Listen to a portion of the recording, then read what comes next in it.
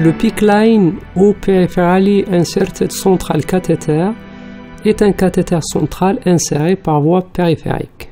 Le plus souvent au niveau de la veine basilique du membre supérieur gauche et plus rarement au niveau de la veine céphalique ou au niveau d'une veine brachiale.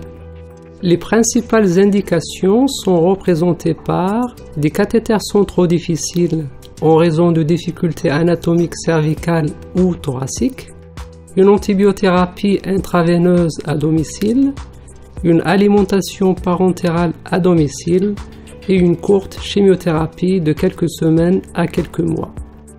En contre-indication, on retient l'absence de consentement éclairé du patient, l'infection locale, la thrombose veineuse de la veine concernée.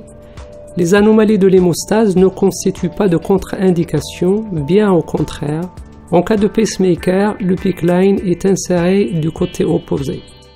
Nous allons voir la pose d'un PICC line easy au bloc opératoire. Le patient est installé en décubitus dorsal, tête surélevée, bras surélevés en abduction à 90 degrés, mains en supination. En explorant la face distale antéro-interne du bras, on reconnaît l'artère qui est battante, non compressible et accompagnée d'un renforcement postérieur, et les veines qui sont par contre compressibles.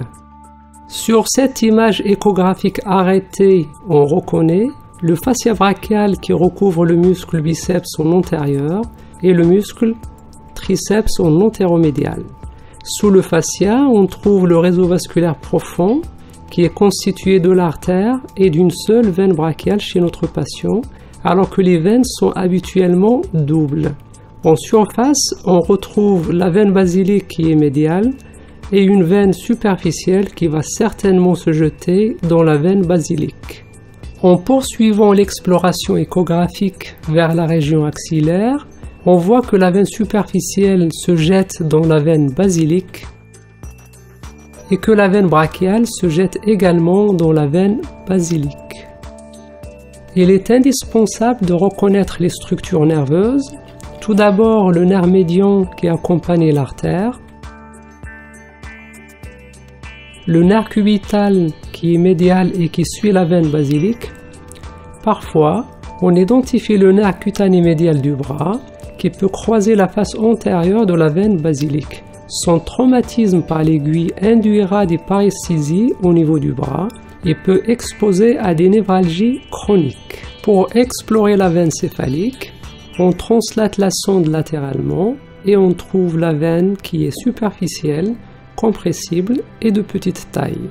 La préparation de la peau se fait en 4 temps, avec un nettoyage à l'aide d'un savon antiseptique alcoolique, un rinçage et un séchage. Le matériel est constitué d'un kit standard composé d'un antiseptique alcoolique, des compresses stériles, une cupule de sérum physiologique, une paire de ciseaux, des pansements transparents, une seringue de 5 ml d'anesthésique locale, une housse de la sonde d'échographie, du gel stérile, une housse de radioscopie, un câble pour repérage ECG, et d'un kit PICC line composé d'un mètre ruban, un système de fixation de type grip lock, un scalpel, une valve bidirectionnelle, une aiguille de ponction sécurisée, une seringue de 10 ml de sérum physiologique, un guide gradué, un désilet pelable, un petit clan et le prolongateur EASY. Nous avons à notre disponibilité 2 types de cathéters, le LifeCat classique où le cathé est solidarisé avec le prolongateur. L'excès du cathé est donc coupé en distalité après retrait du guide.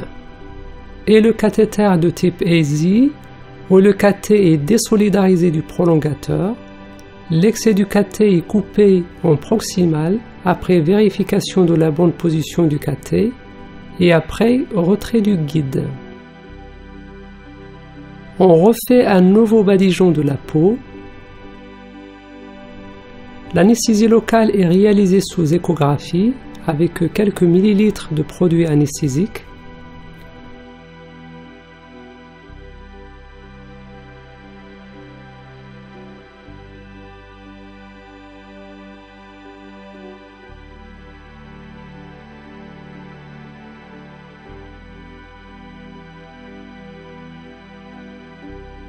On purge le cathé et la tubulure ECG.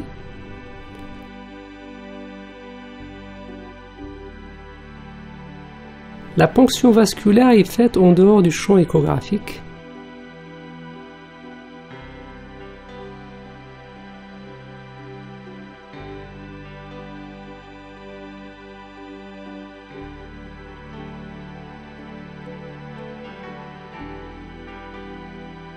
Est matérialisée par le reflux sanguin. On pivote la sonde de 90 degrés dans le sens des aiguilles d'une montre et on fait progresser l'aiguille de quelques millimètres supplémentaires dans la lumière vasculaire.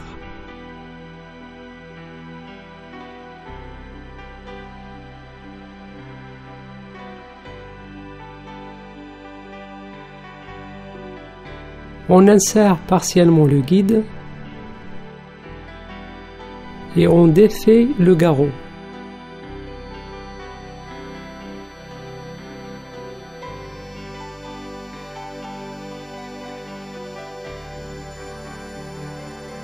L'évaluation de la longueur adéquate du cathéter peut se faire de 4 façons.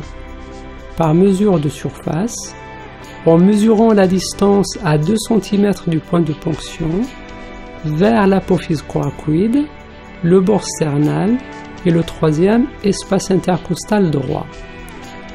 Également, par insertion du cathéter sur un guide long, cette technique est surtout réalisée par les radiologues, ou par repérage ECG et finalement par repérage radioscopique.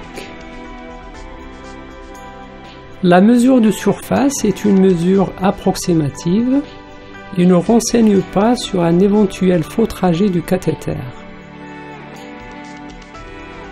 On fait une mini-incision cutanée.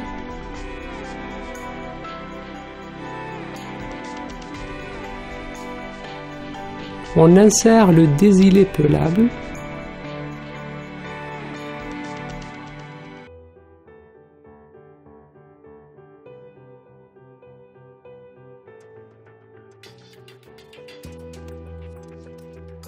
On retire le guide. On insère partiellement le cathéter en demandant au patient de tourner la tête du côté de la pose. On connecte le câble ECG et on purge de nouveau la tubulure.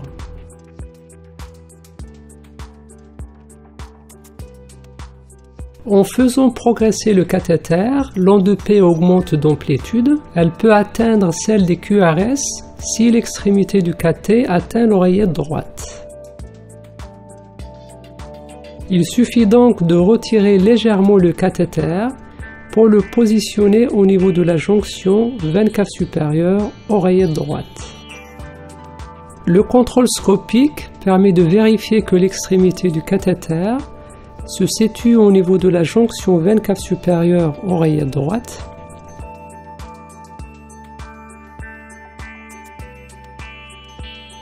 On retire le désilé pelable.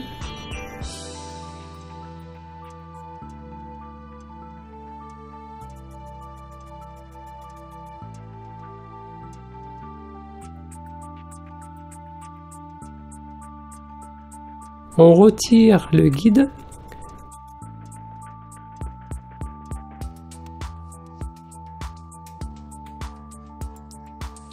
On fait une coupe franche du cathé à 2 cm du point de ponction.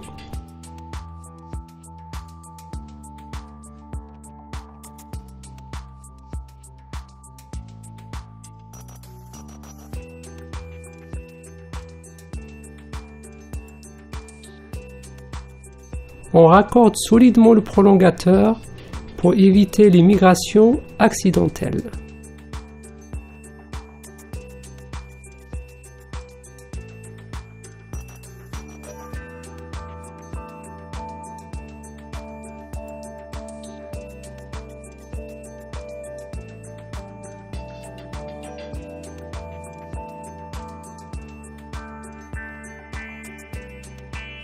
On purge le cathéter d'une façon pulsée.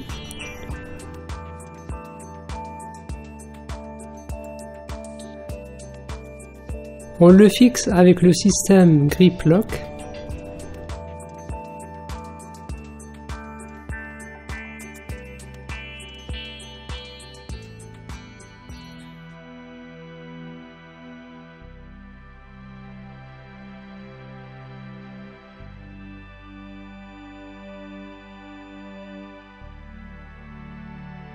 On met la valve bidirectionnelle. On fait une nouvelle purge pulsée.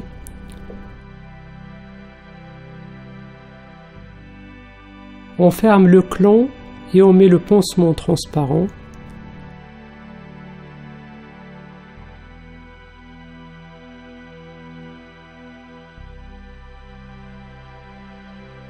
On remarque bien la liberté du coude.